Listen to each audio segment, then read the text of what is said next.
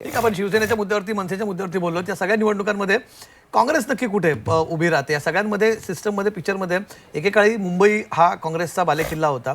अगदी फार नाही 30 वर्षापूर्वी सुद्धा मुंबईत काँग्रेसची सत्ता राहिली आहे आणि गेल्या काही निवडणुकांमध्ये सगळ्यात फॉर्मिडेबल ऑपोनंट कोणी राहिला असेल शिवसेनेसाठी. जेव्हापासून शिवसेनेची सत्ता आहे महापालिकेमध्ये आहे तेव्हापासून काँग्रेसने ती लढाई दिली. पण काँग्रेस या सगळ्या लढाईतून म्हणजे गेल्या काही निवडणुका बघितलं तर भाजप आणि शिवसेनेच्या या लढाईमध्ये काँग्रेस कुठेतरी या सगळ्या पिक्चरमधून बाहेर आहे का? बालाजी काळे? नाही नाही, अजिबात नाही. आम्ही या निवडणुकीमध्ये अत्यंत ताकदीने उतरलो होतो आणि वंचित बहुजन आघाडीसोबत मुंबईमध्ये युतीचा प्रयोग आमचा पहिल्यांदा या ठिकाणावरती झाला आणि लोकांनी त्याला भरभरून प्रतिसाद दिला. जो सेक्युलर मतदान आहे, त्यांना मुंबईचा ज्यांना विकास पाहिजे त्या लोकांनी आम्हाला भरभरून प्रतिसाद दिला आणि निश्चित पद्धतीनं चांगले आकडे आपल्याला निकालाच्या जसा जसा निकाल येत जाईल तसं तसं दिसून येतील. पण कमलेशजी, मला जो मुद्दा तुम्हाला निदर्शनास आणून द्यायचा आहे की भाजप आणि युतीतले जे तीनही पक्ष आहेत त्या तीनही पक्षांनी गेल्या काही कालावधीमध्ये लोकशाहीची जी थट्टा चालवलेली आहे. मतदानाच्या 2-3 दिवस अगोदर लाडक्या बहिणींचे पैसे महिलांच्या खात्यावरती जमा होतात. म्हणजे सरकारच्या पैशातून मतदार विकत घेण्याचा हा जो अजब प्रयोग चाललाय. निवडणूक आयोग काय झोपा काढतोय? दुसरीकडे उभ्या राहिलेल्या लोकांना मारल्या जात आहे. मला वाटते मनसेच्या एका उमेदवाराची त्यामध्ये हत्या झाली. त्यानंतर नांदेडमधलं मी तुम्हाला सांगतो, नांदेडमध्ये आमच्या एका उमेदवाराच्या पतीला तलवारीनं हल्ला करण्यात आला. हे सगळं घडत असताना निवडणूक आयोग काय झोपा काढतोय का? प्रशासन यंत्रणा काय झोपा काढतीये का? आणि दुसरीकडे जितके पैसे पकडण्यात आले ते भाजप, शिवसेना शिंदे किंवा अजित पवार राष्ट्रवादी यांच्याच लोकांचे पैसे जे सापडलेले आहेत. म्हणजे पैशाचा आणि दडपशाहीचं राजकारण करून या राज्यातल्या निवडणुका या मॅनिप्युलेट करण्याचं काम हे सत्ताधारी करत आहेत आणि हे सातत्यानं चाललंय. आणि अजून एक मुद्दा महत्वाचा, 1 जुलैच्याच याद्या का? निवडणुकांनंतर म्हणजे 1 जुलै नंतर जे 18 वर्षाचे झालेत त्यांनी मतदान करायचं नाही म्हणजे त्यांना मतदानाचा अधिकार नाही का? म्हणजे याचाच अर्थ काय? तर हे सगळं ठरवून जे चाललेलं आहे. आणि काल तर फार अजब गोष्टी मी तुमच्या चॅनलला पाहिल्या, अनेक ठिकाणी घडून आल्या. एक महिला मतदानाला आली आणि तिला सांगण्यात आलं की तुमचं मतदान झालेलं आहे. असे असंख्य प्रकार राज्यामध्ये घडलेले आहेत. हा गोंधळ खूप काल बघायला मिळाला. ते जे पेनाच्या शाहीचा जो प्रकार आहे तो पेनाची शाही सुद्धा मतदानाची पूर्वी 2-3 आठवड्यापर्यंत मतदान केल्याचा अनुभव आणि तो फील द्यायची माणसाला. हा, तर ती तशीच राहायची. म्हणजे कातडं निघायचं पण शाही निघायची नाही, इतकी मजबूत होती. पण आता भाजपच्या राजवटीमध्ये ही शाही आता धुसर झालेली आहे. कारण एका मताला एकाच व्यक्तीला 4-4 वेळेस त्यांना दुबार तिबार चौबार मतदार करून पाहिजे. आणि गुन्हेगारांना किती ठिकाणावरती, म्हणजे अजित पवारांच्या पक्षांनी पुण्यामध्ये, मी यादी देतो इथं, प्रवक्ते पण आहेत त्यांचे, म्हणजे रेकॉर्डवरच्या गुन्हेगारांना भाजपनं सुद्धा, म्हणजे नांदेडमधलं तुम्हाला सांगतो, मटकावाले, सट्टेवाले, गुन्हेगार 302, 307 अशा प्रकारच्या, म्हणजे एकापेक्षा एक. म्हणजे देवेंद्र फडणवीस म्हणाले होते की आम्हाला गुन्हेगारी संपवायची आहे. मला वाटलं खरंच संपवतात की काय, पण त्यांनी अजब प्रयोग केला. सगळ्या गुन्हेगारांना त्यांनी आपल्या किंवा आपल्या मित्र पक्षामध्ये टाकलं, गुन्हेगारांना सोबत घेऊन अशी गुन्हेगारी संपवायची अजब प्रथा नवीन भाजपनं राज्यात आणलेली आहे. भाजपावरती आपण विश्वास पाठक, तुम्हाला बरीच उत्तरं द्यायची तिथे, कारण प्रक्रियेवरतीच ना काय होतं, निवडणूक निकाल येतात पण थोड्या वेळानंतर आपण जेव्हा निकालांचं विश्लेषण करायला लागू तेव्हा याच्यावरही अनेक प्रश्न उपस्थित होणार आहे. ती चर्चा पण आधीच सुरुवात करूया त्या चर्चेला की प्रक्रियेबाबत वारंवार आक्षेप घेतला जातात. काल संध्याकाळी सुद्धा आपण एक्झिट पोलवर चर्चा करत असताना प्रक्रिया जी निवडणुकीची होते त्याच्यावरती, त्या मशीनवरती, त्या पाडूच्या इंट्रोडक्शनवरती, काल त्या शाहीवरती, असे अनेक मुद्दे उपस्थित तिथे होतात. त्यामुळे जेव्हा निकाल येतील तेव्हा याच्यावरती आणखी चर्चा केली जाणार आहे. पण प्रक्रिया अजूनही, तुम्ही म्हणतात की आम्ही याच्यामध्ये ट्रान्सपरन्सी आणतोय, याच्यामध्ये पारदर्शकता आणतोय, पण तरी सुद्धा वारंवार ही प्रक्रिया वादाच्या भोवऱ्यात असते. प्रश्नचिन्ह त्यावरती निर्माण का होत असतं? खरं तर 3-4 वाजता बोलायची जी स्क्रिप्ट काँग्रेसला लिहून दिली होती त्यांनी ती आत्ताच बोलून दाखवली. खरं तर 4 वाजेपर्यंत ते थांबायला हवं, पण हरकत नाही. यांची मानसिकता ही डिफेन्सिव्ह मानसिकता, पराभूत मानसिकता याच्यातही दिसते.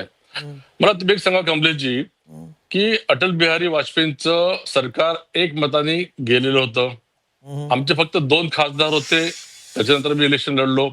2019 आम्ही निवडून आल्यानंतर देखील आमचं सरकार गेलं, उद्धव ठाकरे आले तरी आम्ही लढलो.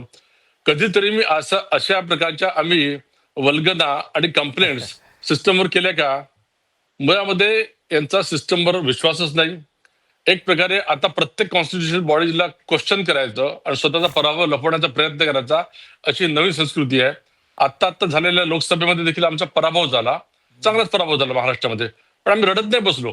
आमच्या कोणत्या तरी नेत्याकडनं कोणत्या तरी संस्थेवर टीका झाली आहे का? आम्ही दुसऱ्या क्षणापासून कामाला लागतो आणि लोकांपर्यंत पोहोचतो आणि येतोय. आता या निवडणुकीमध्ये ज्या प्रकारे रिझल्ट येतात आहे आणि तुमच्या सगळ्या एक्झिट पोलने दाखवलेला आहे की मुळामध्ये डबल इंजिन की सरकार हा अनुभव केंद्रामध्ये आणि राज्यामध्ये दोन्ही सरकार असले की कसा होतो हे 2000 पासून सातत्याने आजपर्यंत एक्सेप्ट बदले 2.5 वर्ष आणि ते बरंच झालं 2.5 वर्ष हे नाकर्ते सरकार आल्यामुळे लोकांना कळलं तरी की डबल इंजिनची सरकारचं महत्व काय आहे. तर आमच्या अमितभाई शहांनी अजून एक कन्सेप्ट मांडला की ट्रिपल इंजिन की सरकार, म्हणजे तुम्ही स्थानिक स्वराज्य संस्थांमध्ये देखील याच एकाच पक्षाचे एकाच विचारांचे लोक जर आणले तर गतिमान विकास होईल. एकनाथ आणि हे शिंदेंना जेनजीनी राजकीय यंग लोकांनी हे म्हणतात ऑलरेडी ते, कारण बघितलेलं ते पण आहे. होते ना महाविकास आघाडीमध्ये. आता बोलू द्या ना. पहा आता जेनजीला सगळं केलं जेव्हा राज ठाकरे एकत्र आले आणि तुमच्या तरे साहेबांनी एकदम अतिशय चांगलं विश्लेषण केलं तेव्हाच आमचा विजय झालेला होता. कारण हे ते मराठी माणूस मुंबई महाराष्ट्रापासून तोडणार वगैरे या गोष्टींमध्ये रममाण झाले. आम्ही आमच्या डेव्हलपमेंटच्या मुद्द्यांवर बोललो. एकनाथजी शिंदे आणि देवेंद्रजी फडणवीस यांनी केवळ आम्ही काय केलं एवढ्याबद्दलच बोलले आणि म्हणून आम्हाला हे यश मिळालं. आणि मागच्या महिन्यात देखील स्थानिक स्वराज्य संस्थांमध्ये महापालिका महानगरपालिकेमध्ये जो काही रिझल्ट आला तो तेवढ्यासाठी आलेला. ठीक आपण विश्वास पाठकजी तुमचा मुद्दा पोहोचलेला. पण आता सूरज चव्हाण तुमच्याकडे येतो. तुमच्या पक्षावरती वारंवार ह्या सगळ्या प्रक्रियेमध्ये तर सगळ्यात पहिले तुमचाही फक्त फोकस हा मॅक्सिमम तुमच्या पक्षाचा पुणे पिंपरी चिंचवडच राहिल्यात.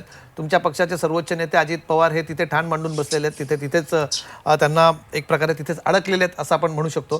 त्याच्या बाहेर पडलेले नाहीत. पण आता मगाशी बालाजी गाडे पाटलांनी सांगितलं की रेकॉर्डवरचे गुन्हेगार, मी खरं तर त्यांच्याशी पण बोललो होतो. ही चर्चा प्रक्रियेबद्दल आपण जेव्हा बोलतो, बदलाबद्दल आपण बोलतो, आज निकाल येतील कदाचित त्याच्यातले काही जण विजयी देखील होतील.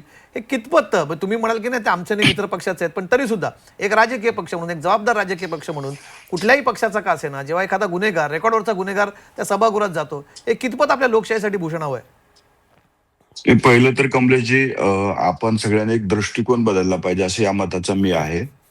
राष्ट्रवादी काँग्रेस पक्षाने एकाही गुन्हेगाराला तिकीट त्या ठिकाणी दिलेलं नाही. गुन्हेगाराच्या कुटुंब एक मिनिट मी सांगतो ऐका, पूर्ण होऊ द्या ना माझं. एखाद्या गुन्हेगार कुटुंबातल्या व्यक्तीला जर तिकीट दिलं असेल तर तोही व्यक्ती गुन्हेगाराच हा दृष्टिकोन आपण बदलला पाहिजे. आपण रामायणामध्ये बघितलेलं आहे की रावणाचा भाऊ विभीषण होता. विभीषण कुणाच्या बाजूने होता, म्हणजे सगळे एका कुटुंबातले दोन व्यक्ती सारखेच असतात. सूरज चव्हाण रामायण नका मध्ये आणू प्लीज प्लीज. अरे काय तुम्ही सूरज चव्हाण रावणात, अरे एक मिनिट तुम्ही आता एक मिनिट बोलू का? मी मी पूर्ण उदाहरण देतोय. त्यांच्या पत्नी उभ्या येतात, त्यांचा प्रचार आणि तिथं बाहेर येऊन ते आले 2 दिवसासाठी बाहेर. आता हे नका बोलायला मला. तुम्ही त्याच्यासाठी प्रचार कोण करताय बाहेर येऊन? हे काय सांगतात की रावणाच्या विभीषणाचा उदाहरण देतोय. उदाहरण तरी ऐकायची तरी तयारी ठेवा, मला पूर्ण बोलू द्या. तर तशा पद्धतीचे एका कुटुंबातले 2 व्यक्ती सारख्या विचाराचे असतात असं नाही. ज्या कुटुंबात तिकीट दिलेलं तो व्यक्ती कुठल्याही त्याच्यावरती पार्श्वभूमी गुन्हेगारीची नाही किंवा त्या व्यक्तीवरती गुन्हा नाही, हे पहिलं तरी आपण लक्षात ठेवावं. आणि एका पर्टिक्युलर कुटुंबाकडे सगळेच गुन्हेगार हे बघण्याचा दृष्टिकोन बदलावा, ही माझी प्रामाणिकची भावना आहे आपल्याबद्दल. आता सूरज चव्हाणजी इथे जे सगळे पॅनलिस्ट आहेत ना, पत्रकार सोडून सुद्धा, त्यांनी सुद्धा मला सांगावं की त्यांना ही गोष्ट पटलेली आहे. ते आता ऑनएअर बोलतील की मला माहित नाही, पण त्यांना सुद्धा ही गोष्ट पटलेली नाही. कोणालाच पटणार नाही गोष्ट की गुन्हेगाराच्या घरातले सगळेच गुन्हेगार नाही. त्याचा प्रचार कोण करतं? यंत्रणा कुठली कामाला लागते? त्या जर वेगळ्या राहून तिथे त्यांच्या व्यतिरिक्त लढत असतील ना तर मी ती गोष्ट कदाचित मान्य केली. मला सांगा ना, आम्ही दिलेल्या उमेदवारावरती कुठले गुन्हे आहेत आणि राजकीय जीवनात काम करणाऱ्या सज्जू मलिक नाव ऐकलंय का? प्रश्नासाठी सज्जू मलिक नाव ऐकलंय का? प्रश्नासाठी आवाज उठवणं म्हणजे तो गुन्हेगार. सूरज चव्हाण सज्जू मलिक नाव ऐकलंय का? ऐकलंय ना. सांगू तुम्हाला गुन्हे? 2 मिनिटं थांबा फक्त, तुम्हाला जे गुन्ह्याची यादी वाचून दाखवतो. मी सांगतो ना, 307 माझ्याकडे यादी. तुमचे उमेदवार आहेत ते मित्र पक्षाचे नाहीत, त्यांचा कुटुंबीय नाही त्यांची. मुंबईत तुमचे उमेदवार पटेल असं खंडणी आहे, खंडणीचा राऊतांचा खास माणूस यांच्या पक्षाकडे उभा आहे. उमेदवारी दिली ना, तो उभा कोणाकडनं बघा? अजित पवारांच्या पक्षाकडनं उभा आहे. पेरोलवरचे रेकॉर्डवरचे गुन्हेगार दिले, ज्यांची परेड काढलेली असे पण लोक आहेत. त्याचे मी स्पष्टीकरण देतो, फक्त ऐकायची तयारी ठेवा. कसं असतं की आता सज्जू मलिकाबद्दल आपण म्हणतो, राजकीय जीवनामध्ये काम करत असताना विरोधकांकडनं काही प्रकारचे गुन्हे दाखल होतात का? 100% होतात. जे गुन्हे आपण जे म्हणतो की बाबा खूप काही क्रिमिनल आहेत, त्याच्यावरती आम्ही कुणाला पुण्यामध्ये आपण एकही सांगा असा उमेदवार ज्याला आम्ही तिकीट दिलेलं आहे, तुम्ही सांगा ज्याच्यावरती असा खूप काही त्याचं बॅकग्राऊंड खूप स्ट्रॉंग आहे, क्रिमिनल माइंडेड आहे, असं नाहीये. प्रत्येक पक्षामध्ये, मी असं नाही म्हणत की आमचाच पक्ष, प्रत्येक पक्षामध्ये सामाजिक क्षेत्रात काम करणाऱ्या, जे समाजासाठी आवाज उठवलेत अशा लोकांवरती असतात, त्यांना तिकीट दिली जातात. आणि राजकीय क्षेत्रात जो व्यक्ती काम करतो त्याच्यावरती खोपोलीत गुन्हे तुमच्या याची असतात. हत्या झाली ना? असा कुठलाही पाठीमागे. व्यक्ती नाही ज्याच्यावरती गुन्हा नाही. माझ्यावर स्वतःवरती गुन्हे आहेत काही.